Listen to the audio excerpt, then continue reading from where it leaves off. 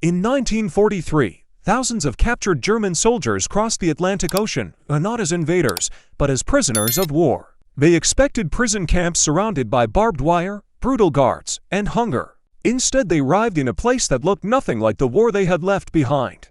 Green farms stretched across the land. Cities buzzed with life. Food was plentiful, and the guards often treated them with surprising respect. For many German prisoners, arriving in America was not just captivity. It was culture shock. Some would later say that what they saw in the United States changed the way they thought about the entire war. This is the story of the German prisoners of war who came to America and the strange, unexpected world they discovered there. By 1943, the Allied armies were capturing German soldiers in massive numbers.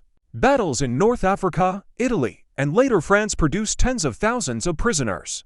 At first, Britain held most of them, but Britain was overcrowded and short on resources. So the Allies made a surprising decision. They would send prisoners across the Atlantic Ocean to the United States.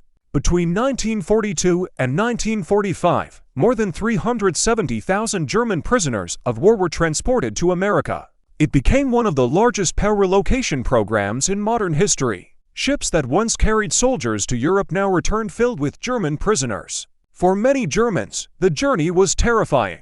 They had heard stories that Americans would treat them harshly. But what they discovered was very different. When the prisoners arrived in American ports, many were stunned by what they saw. Huge harbors, massive industrial cranes, endless trains carrying supplies.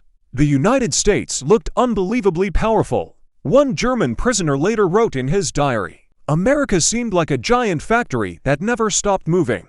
The scale of production shocked them. Factories ran day and night. Convoys of trucks filled the roads. And everywhere they looked, there was food. So much food. For soldiers who had spent years under wartime rationing, this abundance was almost unbelievable. The prisoners were sent to camps across the United States. More than 500 POW camps were built in 46 states. Some were large permanent camps. Others were small agricultural work camps. Most camps were surrounded by barbed wire and guard towers. But compared to camps in Europe, they were surprisingly comfortable. The reason was simple. The United States followed the Geneva Convention of 1929, which required humane treatment of prisoners.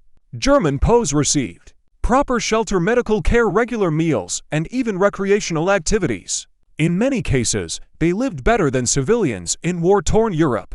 One of the biggest surprises for German prisoners was the food. Meals often included fresh bread, meat, vegetables, coffee, and sometimes even desserts. For soldiers used to limited rations in Germany, the meals felt extravagant. One POW remembered his first dinner in camp. He said he couldn't believe prisoners were given white bread and real butter. In Germany, those foods had become rare luxuries during the war. Many prisoners gained weight during captivity. It was an irony of war. They had surrendered and ended up eating better than they had on the battlefield. Soon, the United States faced a different problem. Millions of American men were overseas fighting the war. Farms and factories suddenly lacked workers. The solution came from an unexpected source: German prisoners. Under international law, POWs could work as long as the jobs were not military-related. So thousands of prisoners were sent to farms. They harvested crops, picked cotton, repaired fences, and helped keep American agriculture running. In some rural towns, farmers came to rely on German POW labor to save their harvests. For many prisoners, the most surprising part of life in America was meeting ordinary civilians. Farmers sometimes spoke with them while they worked. Children watched them from the edges of fields. Some Americans were hostile, but others were curious. Many prisoners expected hatred. Instead, they often encountered simple kindness. A farmer might offer water on a hot day. A guard might share a cigarette. These small moments left a deep impression on many German soldiers.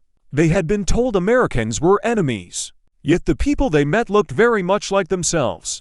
But life in the camps was not always peaceful. Inside the barbed wire, divisions began to appear. Some prisoners remained loyal supporters of the Nazi regime. Others had lost faith in the war. Hardline Nazi prisoners sometimes tried to control camp life.